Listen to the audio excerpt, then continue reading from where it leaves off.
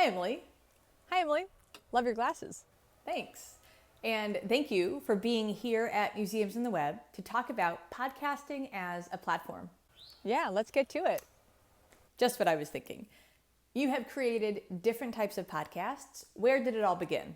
So back in 2008, before podcasts were as ubiquitous as they are now, I was working at the Washington Post on the politics desk on the web side. And I was producing a daily political podcast that gave you an overview of the headlines and sound bites and things like that. And we also had a much longer interview style show on XM satellite radio that came out weekly. And when I switched from journalism to museums, I thought, oh, it's too bad I'm not going to be able to use any of that journalism training. And how did that go for you?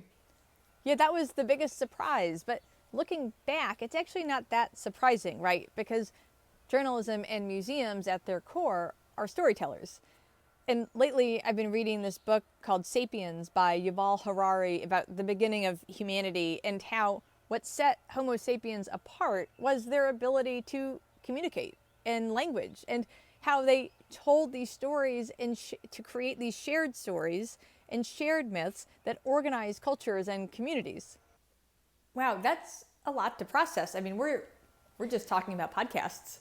I know, but that's exactly, I think, for me, the point is that we naturally, as Homo sapiens, as people, tend towards stories. And podcasts also have this ability to share stories.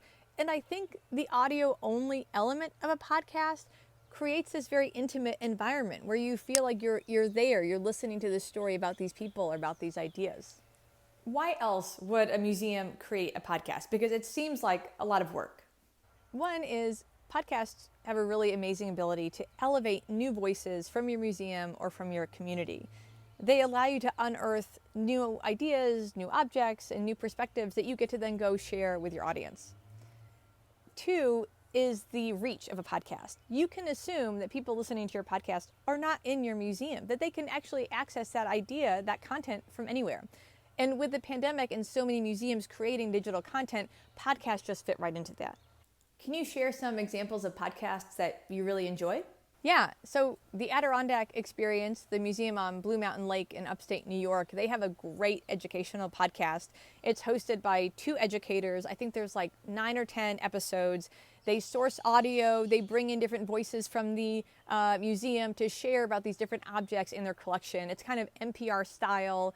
And then they pair it with lesson plans and questions for teachers to use in their classrooms. So I just think it's a great example of an educational podcast. What about podcasts geared towards adult audiences? Yeah, this one maybe isn't as tied to museums, but it is created by my former colleague at the North Carolina Museum of Art. She's a curator. It's called Art Curious. You might have heard of it.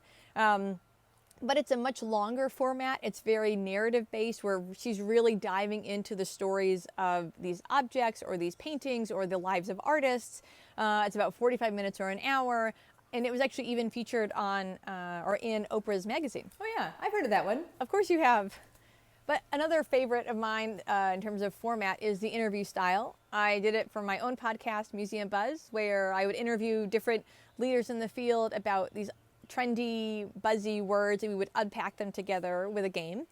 And I do it now too with the Microsoft Libraries and Museums podcast, where I get to interview these innovators in libraries and museums from around the world. And that's what I think is really special about elevating, I keep saying it, these new voices, is because so often we find ourselves in these social bubbles, especially now, or these algorithmic bubbles, that when you bring in those new voices, you're sharing those new perspectives with your audience in ways that they otherwise might not get access to.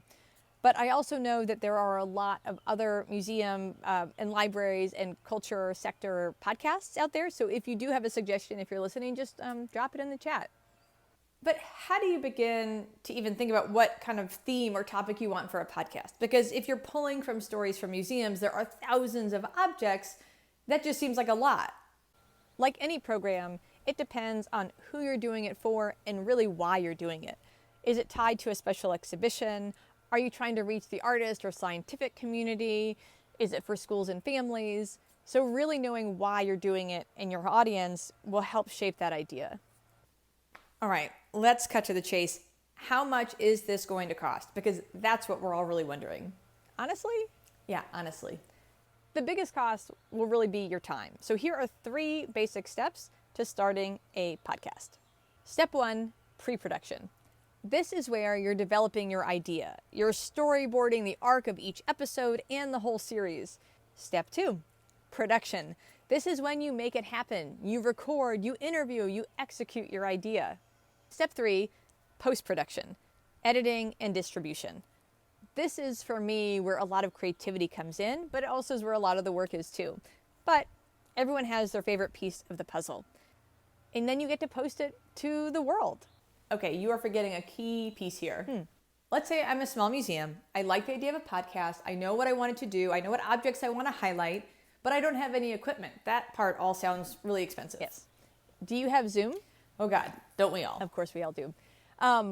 With Zoom, in the audio settings, you can record on 2 separate tracks. And so when the recording is done, you can export those and start editing. How about editing? So on Mac, GarageBand comes for free. It's primarily for music, but you can absolutely use it for podcast editing. I'm using a platform called Descript, which comes with a free kind of basic plan, and it includes transcription. And in terms of editing, I'm really loving it actually right now. And if you want to add music or sound effects, YouTube has a free audio library that is royalty-free music. And lastly, you mentioned posting it to the world. How do you do that? Yes, and finally, Anchor.fm allows you to upload podcasts and distribute it to, I think, 7 or 8 different sites like Spotify and iTunes and things like that. There are, however, 2 things that I would invest money in. One is a microphone. It's really key. This is maybe about $70 at Best Buy. There are other kind of budget but good quality microphones because audio is so important when it comes to a podcast. It can be very distracting if you're listening and the audio is bad. The second thing is that transcription. If you don't use Descript, I would advise transcribing everything using a source like Temi, T-E-M-I, or Rev, because that will allow you, 1, for accessibility purposes, you have a transcript of your podcast, and 2, once you have those words, you can, again, repurpose that content into blogs or into articles or other things that you're writing. For all of these things, for the editing platforms, for the sound, for equipment, there are much, much more expensive options, but I think that with a little bit of money investment and those other free features, you really could start podcasting tomorrow. And thank you everyone for listening. And just me, Emily, will be here for the live part of the Lightning Talks during the Q&A to talk more about podcasting, to take your questions, and you can email me here. There's my email. And I look forward to continuing the conversation and have a wonderful day. Bye.